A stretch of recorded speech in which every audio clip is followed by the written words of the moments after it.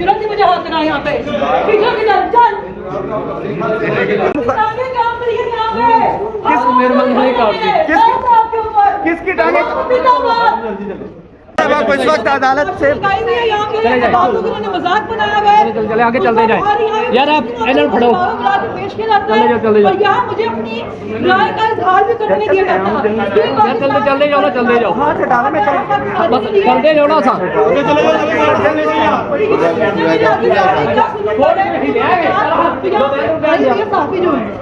जी ये फलक जवेद साहब आपको पता है क्यों पेश किया गया?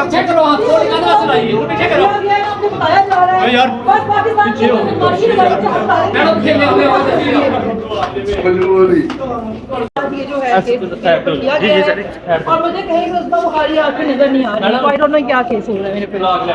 अभी तक आपको केस का बताया नहीं गया? एक्चुअली मुझे जब गिरफ्तार किया गया था उसके 2 दिन बाद ही मुझे अंदर आके बता दिया गया था कि अगर आपने जमानतें करवाई तो आपको मजीद केसेस के अंदर हम डाली जाएंगे। की दफा भी इन्होंने यही काम किया था, नई दफा भी यही काम कर रहे हैं, केसेस डाल रहे हैं लेकिन बता रहे हैं कि जुर्म है क्या, सबूत इनके पास कोई है नहीं।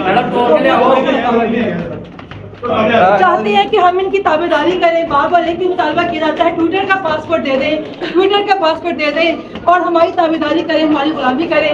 तो उनको यही जवाब है एब्सोल्युटली नॉट, एब्सोल्युटली नॉट। ये फलक जवेद साहब को अदालत में नाज़रीन किराम पेश किया जा रहा है और ये मनाजिर हैं, एक और मुकदमे में उनको जो है वो गिरफ्तार करके पेश कर दिया गया है। बातें क्या करती है इसके लिए, तो जो अदालतें हैं वो इंसाफ करें, अपने वेबसाइट करें और इंसाफ के लिए आराम से इंसाफ। अस्सलाम वालेकुम, ज़ईम लगारी मुखातिब नाज़रीन किराम। फलक जवेद और उज़मा बुखारी का आपको अंदाज़ा है, उज़मा बुखारी साहबा ने एक फेक वीडियो, उज़मा बुखारी नाज़ेबा वीडियो के हवाले से एक जो केस चल रहा है, फलक जवेद साहबा उसमें गिरफ्तार हैं, सनम जवेद साहबा के हस्बैंड पे भी उसमें जो है वो नामजद हैं, वो बहुत सारे मुकदमात उन पर चल रहे हैं। आज फलक जवेद साहबा को सेशन कोर्ट पेश किया गया था। उसकी वजह यह है कि नईम भट्टू साहब की अदालत के अंदर जब फलक जवेद साहबा को पेश किया जाता था तो मुतअद्दिद बार नईम भट्टू साहब ने जो है वो उज़मा बुखारी साहबा से और उनके वकील से ये दरख्वास्त की कि उनको अदालत में आना चाहिए, उनको अदालत में पेश होना चाहिए, लेकिन वो उज़मा बुखारी साहबा पेश नहीं हुई। उन्होंने दरख्वास्त की उनसे कि उनको वीडियो लिंक के ज़रिए लिया जाए, वो वीडियो लिंक के ज़रिए आ सकते हैं क्योंकि सिक्योरिटी थ्रेट्स हैं, यानी कि उनकी अपनी हुकूमत है और अपनी हुकूमत में एक वज़ीर को जो है वो सिक्योरिटी का इशू है, वो सिक्योरिटी की वजह से जो अदालत में पेश नहीं हो सकती, उसे वीडियो लिंक के उन्होंने ये जो है वो अपने मुतालबात किए, जिस पर नईम भट्टू साहब बहुत तगड़े जज हैं और बड़े काबिल एहतराम हैं। मैं आपको ये कहूँ कि एक जैसे आप कहते हैं दबंग जज हैं, और उन्होंने फ़ौरन उन्होंने कहा अगर मिनिस्टर है तो इसमें उसको पेश होना पड़ेगा। मिनिस्टर को अदालत में जो है वो अमीर और गरीब, बड़ा और छोटा सब बराबर हैं। फिर उसके बाद वो जो है वो मुस्तरद कर देते हैं उनकी दरख्वास्त जो वीडियो लिंक की। उसके बाद उज़मा बुखारी साहबा जो हैं वो दरख्वास्त ले आती हैं सेशन कोर्ट में। मंसूर कुरैशी साहब हैं, उनकी अदालत में सेशन जज हैं, उनकी अदालत में आज जो है वो पटिशन दायर होती है, डेट पड़ती है। फलक जवेद साहबा को जब अदालत में लाया जाता है तो वहाँ पर कोई तकरीबन 8 से 10 पुलिस एहलकार और 2 से 3 लेडीज़ पुलिस एहलकार जो है वो साथ होती हैं। जब बख्शी खाने से निकाला जाता है तो बाकायदा उन्हें धक्के देते हुए लाया जाता है, धक्के देते हुए और बदतमीज़ी करते हुए, उसकी तहज़ीक करते हुए, उससे जो है उस पर एक जो है वो उनकी जो है वो डिसरिस्पेक्ट करते हुए उनको जो है वो अदालत में लाया जाता है। वहाँ पर जो है वो अदालत में जब पेश किया जाता है उनको मंसूर अहमद कुरैशी साहब की अदालत में, तो वहाँ पर बाकी जितने भी उनके रिलेटिव या चीज़ लोग थे, रिश्तेदार थे, उनको अदालत में नहीं आने दिया गया, अदालत के अंदर नहीं जाने दिया गया सिवाय वकील के। वो सारे बाहर रहे। उसके बाद दोबारा उनको जो है वो बाहर लाया गया। लेकिन एक चीज़ और ऐड करता चलूँ कि उज़मा बुखारी साहब ने खुद एप्लीकेशन दी, खुद दरख्वास्त दी, वो खुद पेश नहीं हुई, ना ही उनका कोई वकील पेश हुआ।